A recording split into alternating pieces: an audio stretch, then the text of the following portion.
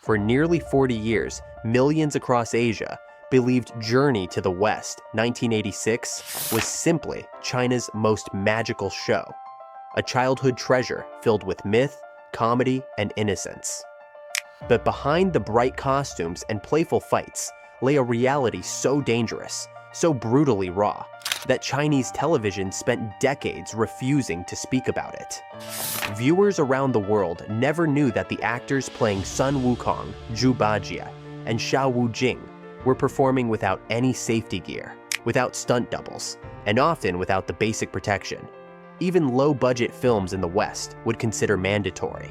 Every leap over a cliff, every explosion, every physical fight was real, because in the mid-80s, Chinese crews had no choice but to gamble with the cast's lives. On set, Liu Xiao Ling Tong was burned by real fireworks, Dehua nearly drowned in a mud pit, and Yan Huaili suffered injuries so severe they affected him for the rest of his life. Yet none of these stories ever reached the public. Why did Chinese state television bury these accidents? Why did the world's most beloved Monkey King have to risk death to bring a legend to life? And what other truths were hidden behind the polished myth of a national masterpiece? As global audiences revisit the series today, a darker question emerges. What if the magic of 1986 was built on pain China never wanted to acknowledge? From the moment he stepped onto the dusty set in the mid-1980s, Liu Xiao Ling Tong carried a burden no other actor on Journey to the West, 1986, would ever understand. To China, he wasn't just an actor. He was the living continuation of a family legacy, the son of a performer whose entire life had been dedicated to the Monkey King tradition. That legacy became both a blessing and a curse, because it meant that every swing of the staff, every aerial stunt, and every fierce on-screen confrontation had to look perfect, no matter the cost to his own safety. And safety in a Chinese film crew of the 80s was a luxury that simply did not exist. Under the scorching sun and primitive conditions, Liu Xiao Ling Tong repeated dangerous wire stunts dozens of times until his body buckled from exhaustion, the crude harness carving into his skin as he flew across rocky terrain. In one infamous scene involving a misfired pyrotechnic, real sparks and uncontrolled flames burst across his face, burning his hands as he instinctively shielded his eyes. There was no protective gel, no stunt double, no medical team waiting off screen. Only fellow cast members who rushed over with water and towels, terrified the production would end with the Monkey King in the hospital. But the most haunting moment came during a high-risk cliff jump, when a loose cable caused him to plummet far lower than intended, slamming hard onto the ground. Witnesses recalled the terrifying silence that followed, believing he might have broken his neck. Instead of stopping production, the crew wiped the dirt from his costume and told him to try again, because they were racing a deadline and the budget was shrinking by the day. Even as his body throbbed with pain, he forced himself upright, knowing the entire project hinged on his performance. Refusing a dangerous shot wasn't an option. In 1980s China, questioning a director was seen as defiance, and defiance could end a career before it even started. With his father's legacy shadowing his every step, he internalized the pressure until it hardened into duty. What audiences saw as playful, acrobatic brilliance was, in reality, an actor bruised from head to toe, swallowing the fear that each take might be his last. The irony was brutal. While Journey to the West grew into a cultural treasure with billions of replays, the man behind its iconic hero endured injuries that followed him for life. Yet none of it, not the burns, the falls, the physical trauma, was ever disclosed by Chinese state television, which insisted the production was a triumph of creativity, discipline, and national pride. But the truth was far more painful. Behind every moment of magic stood a performer who risked his life because the system around him left him no other choice. And as the years passed, the silence around those dangers became one of the darkest secrets the Chinese entertainment industry hoped the world would never uncover. While the world fell in love with the clumsy charm and comedic timing of Zhu Bajie, nothing about playing the role was easy for the man behind the mask, Ma Dehua. His lighthearted presence on screen hit a physically punishing reality that far surpassed anything audiences imagined. Unlike the whimsical illusions of modern CGI, his character relied on heavy prosthetics, rigid foam structures, and thick layered costumes that transformed his body into the iconic pig, yet trapped heat so intensely that filming under the brutal Chinese sun felt like standing inside a boiling cauldron. Temperatures inside the suite reportedly climbed far above 40 degrees Celsius, leaving Ma Dehua drenched, dehydrated, and barely able to breathe. Every time he removed the mask, steam escaped like breath from a furnace, but the discomfort of the costume was only the beginning. To achieve the comedic brawls that defined Zhu Bajie's character, the crew insisted on real physical contact, believing authenticity could only be achieved through genuine impact. That meant Ma Dehua often found himself slammed to the ground, hit with real props, and dragged across uneven dirt paths during repeated takes. The laughter the show produced came at the cost of bruises, cuts, and deep muscle injuries that followed him long after filming ended. One of the most dangerous incidents occurred during a sequence that required him to fall backward into a muddy swamp. The mud was deeper than anticipated, and as soon as he hit the surface, his heavy costume began to sink. The more he struggled, the more the suction pulled him downward. Hidden beneath the seemingly harmless mud were pits of uneven terrain that could trap a person's leg like a vice. Panic spread across the set when he failed to resurface. Crew members had to wade in waist deep, clawing at the mud while shouting his name, fearing they were moments away from witnessing a drowning on set. Ma Dehua emerged coughing, shaking, and half-conscious. But instead of halting production, the team asked if he could continue. Another harrowing moment happened during a horse carriage chase when a wheel unexpectedly struck a rock, flipping the carriage and throwing Ma Dehua onto the ground. His ankle twisted violently beneath him, leaving him temporarily unable to stand. With no stunt doubles and no budgets for reshoots, the crew applied a basic herbal compress, wrapped his foot tightly, and urged him back into costume. He filmed through the pain for days, limping off camera after each take. Even years later, he would quietly admit that the injury never fully healed. What makes his ordeal even more tragic is how undervalued he was throughout production. Despite carrying one of the most beloved roles in Chinese television history, Ma Dehua was paid a modest wage that barely reflected the physical toll the character demanded. Costumes that weighed him down, stunts that endangered him, and conditions that left him sick for weeks were treated as routine sacrifices for the national masterpiece. And unlike Liu Xiao Ling Tong, whose spotlight as the Monkey King earned him lasting recognition, Ma Dehua's suffering remained largely unspoken. In the Chinese entertainment landscape of the 1980s, actors were often viewed as replaceable parts of a machine, expected to endure whatever challenges came their way without complaint.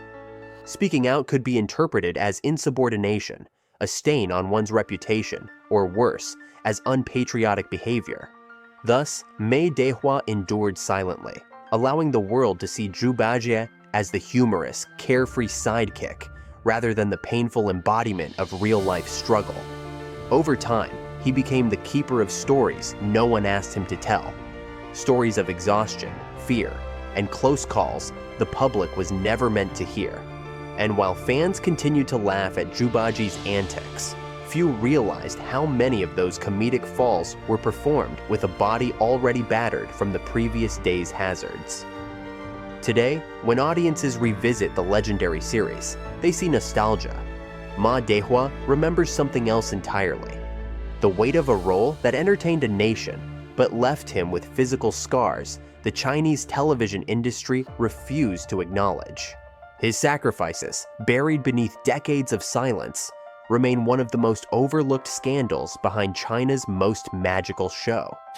Among the trio, the one who carried the heaviest physical burden yet received the least recognition was Yan Huaili, the actor behind Sha Wu Jing. His calm, stoic presence on screen made the character appear effortless. But the reality behind the blue-faced river warrior was a level of suffering that almost no fan of Journey to the West 1986 ever imagined. His costume alone told a story of torment.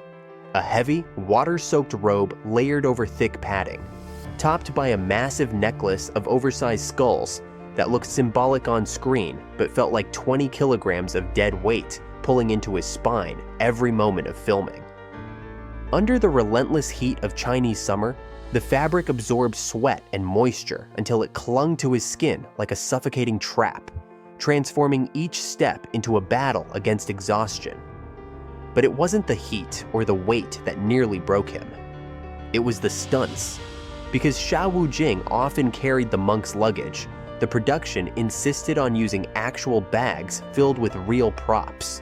Believing authenticity demanded realism, that meant Yan Huaili hauled heavy loads across deserts, mountains, riverbanks, and forests. The endless trekking caused chronic pain in his lower back, but stopping the shoot for medical care was never an option. The crew had no backup plans, no extra costumes, no second unit waiting to pick up the pace. One of the most terrifying incidents happened on a lake near Zhejiang, where a simple boat scene spiraled into a near-fatal disaster. The lake current was stronger than expected, and when Yan Huaili stepped from the boat into shallow waters, the weight of his soaked costume pulled him down like an anchor.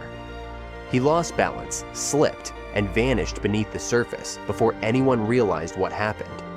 Panic erupted as the water swallowed him. The skull necklace dragged him deeper, while the robe twisted around his legs. Crew members jumped in, frantically pulling at the fabric, struggling to lift a man who was being suffocated by his own costume. When they finally dragged him out, he lay trembling on the shore, coughing water, shaking uncontrollably, and barely able to speak. Instead of allowing him to rest, the director pressed him to continue filming because the production schedule was already behind. That moment marked the beginning of long-term trauma. His spine injury worsened, his breathing became strained under heavy costumes, and he developed a fear of deep water that he carried for the rest of his life. But none of this became public knowledge because the role of Xiao Wujing was intentionally downplayed by Chinese media. In the hierarchy of the 1980s Chinese entertainment industry, actors with fewer lines and less screen presence were treated as expendable. That meant Yan Huaili endured the same dangers as his co-stars, but received far less protection, attention, or support. His injuries were treated as unfortunate inconveniences rather than workplace hazards. His pay was modest, his workload grueling, and his suffering invisible. Even worse, Ganjing, the production team's internal policy, discouraged actors from showing weakness on set. Complaints were seen as dishonoring the national project, and actors who voiced concerns risked being labeled uncooperative, a career-ending stigma in state-run media. So, Yan Huaili swallowed the pain, smiling through interviews, maintaining the image of a hard-working artist, even as chronic spinal damage eventually affected his posture and movement for the rest of his life.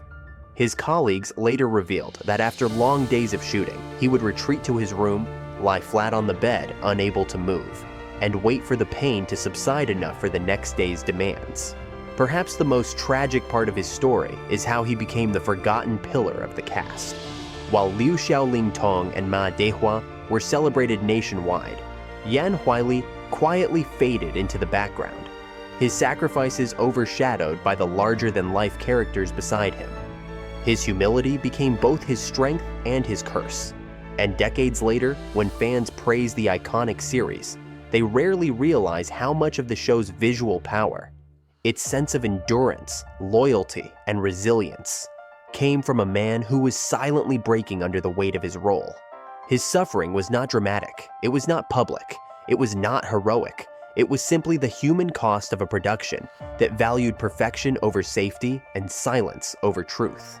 And in that silence lies one of the darkest, most overlooked scandals behind China's most magical show.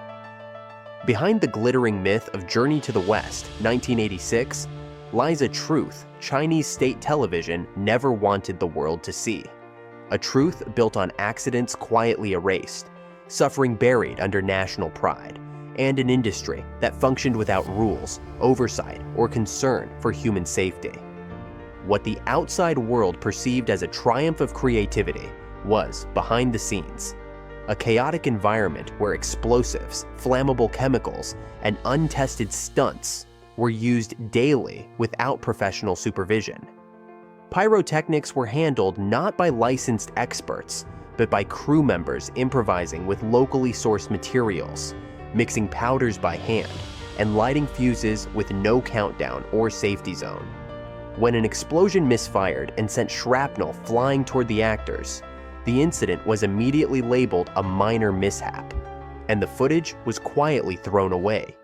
The crew was ordered not to mention it, and that was only one example. On long shooting days, actors collapsed from heat exhaustion, fainting under heavy costumes in temperatures that soared past 40 degrees Celsius. Yet production logs later described these incidents as brief rests. More serious injuries, broken ribs, severe burns, torn muscles, were never written into official reports because doing so would damage the narrative that the show was a symbol of national unity and artistic brilliance. Instead, CCTV wanted a legend, the story of a heroic crew overcoming hardship for the glory of Chinese television. The darker details were scrubbed away. Budget shortages became another dangerous secret. With almost no funding compared to Western productions, the crew resorted to using real weapons, real fires, and real hazards to mimic the supernatural chaos audiences loved. Sharp metal props stood in for mythical weapons. Torches lit with real oil were swung inches from actors' faces. And because there were no insurance policies or emergency protocols, the burden of risk fell entirely on the cast. If someone got hurt, they were expected to patch themselves up and continue filming. Asking for a break was seen as unpatriotic. Complaining was interpreted as defying the system. But perhaps the most alarming truth was the deliberate effort to suppress any negative press. At the time, China's media ecosystem was tightly controlled. Rumors of on-set injuries were intercepted and deleted before they could spread. Reporters were instructed to focus solely on the brilliance of the actors and the nation's breakthrough in television arts. The idea that performers like Liu Xiao Ling Tong, Dehua, and Yan Huaili had risked their lives daily was never allowed to enter the public narrative. Even internal disputes were buried. The cast and crew often argued over unsafe conditions, unfair workload distribution, and the constant pressure to finish scenes regardless of danger. Tempers flared when actors refused to redo hazardous shots. Yet production meetings made no mention of these conflicts. Instead, records painted a picture of cooperation and discipline. An engineered lie created to maintain the image of a harmonious national project. The truth was far messier. Some crew members quit mid-production, unable to cope with the relentless physical strain and the constant fear that a mistake could result in someone's death. Their departures were never acknowledged publicly. Instead, replacement workers were brought in quietly, instructed to say nothing about what they witnessed. And through it all, the Chinese entertainment system maintained a strict hierarchy. Directors and state-appointed supervisors held absolute authority, while actors had virtually no rights. There were no unions, no safety regulators, no channels for whistleblowing. What the actors endured was not voluntary dedication. It was institutionalized pressure, a culture that demanded sacrifice in exchange for artistic achievement. Even after the show aired to massive success, the truth remained locked behind closed doors. Interviews were scripted, documentaries were sanitized. Anniversary specials praised the spirit of hardship while avoiding any mention of the real suffering behind it. For decades, fans celebrated the magic while never seeing the cost. And perhaps most telling of all, the industry learned nothing from the ordeal. Similar hazardous conditions continued into the 1990s and early 2000s. revealing how deeply rooted the system's disregard for safety truly was. The myth survived, the truth did not. And the silence around those dangers remains one of China's most carefully guarded television secrets, buried beneath nostalgia, patriotism, and a masterpiece built on pain the world was never supposed to know. As the decades passed, Journey to the West 1986 transformed from a simple television series into a cultural monument, a piece of collective memory shared by hundreds of millions across Asia. Children grew up quoting lines, mimicking fight scenes, and dreaming of a world where demons, magic, and ancient legends came alive.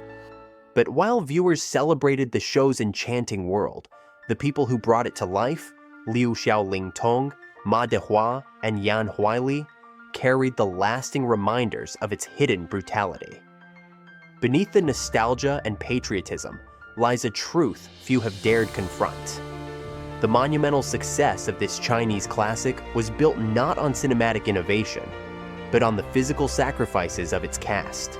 Injuries became the foundation of artistry. Pain became the price of myth-making.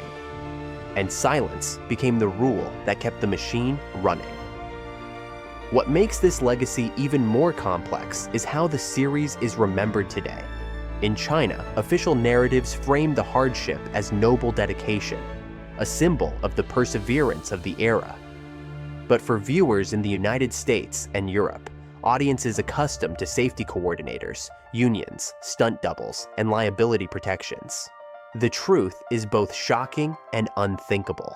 The idea that a production could use real explosives, conduct dangerous stunts without medical oversight, and expect actors to work through torn muscles and near-drowning incidents feels less like filmmaking and more like a survival test disguised as entertainment. Yet this was not an exception. It was the norm for the Chinese entertainment industry of the 1980s, where regulations were minimal, budgets were tight, and national pride often took precedence over human safety. When Journey to the West 1986 aired, its success swept across the nation, overshadowing everything that happened behind the scenes. The magic on screen was so powerful, so emotionally resonant, that it became almost impossible to question the cost.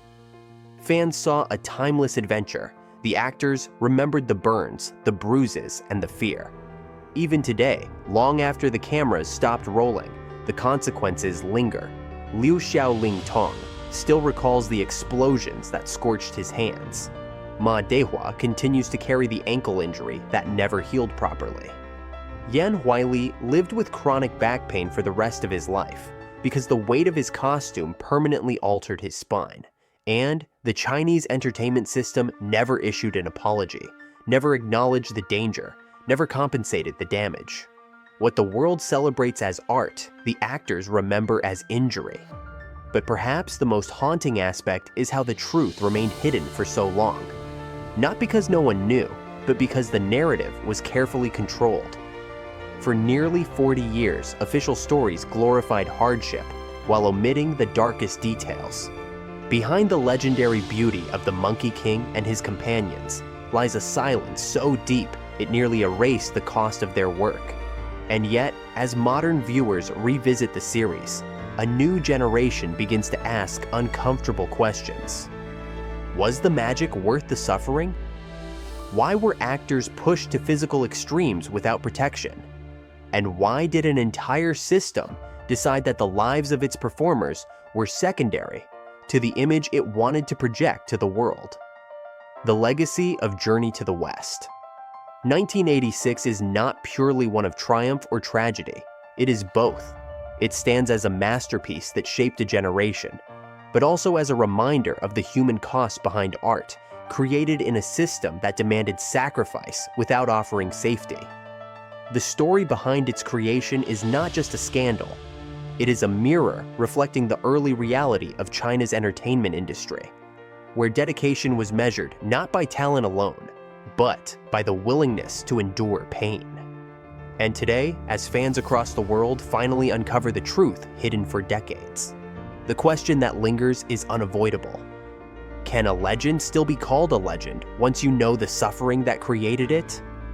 In the end, peeling back the layers of Journey to the West, 1986, reveals something far more complex than a beloved childhood classic. It exposes a system where the pursuit of national pride overshadowed the safety of the very people who brought that pride to life. The magic, the humor, the adventure, everything audiences cherish, was forged through the physical suffering of Liu Xiao Ling Tong, Dehua, and Yan Huaili. 3 actors who endured dangers no performer today would ever be allowed near. And as the years passed, the world continued to celebrate the show, while the truth stayed buried under nostalgia and silence. But once you know what happened in the shadows, once you understand the burns, the near drownings, the broken bones, and the unreported injuries, the question becomes impossible to ignore. Was this legendary masterpiece worth the pain it demanded? For nearly 40 years, Chinese television protected the image of a perfect production, hiding the accidents, deleting the reports, and polishing a myth that felt too sacred to question. Now, with the truth resurfacing, viewers across the world are seeing the show not just for its magic, but for the cost behind every scene. And perhaps that is where the real story begins. Because legends inspire, but truths reveal. And the truth behind Journey to the West, 1986, forces us to confront the uncomfortable reality that some of the world's greatest cultural treasures were built on sacrifices we were never meant to see. As we close this investigation, one final question remains. If the world had known these secrets earlier, would this series still be remembered as a masterpiece, or as one of China's most hidden scandals?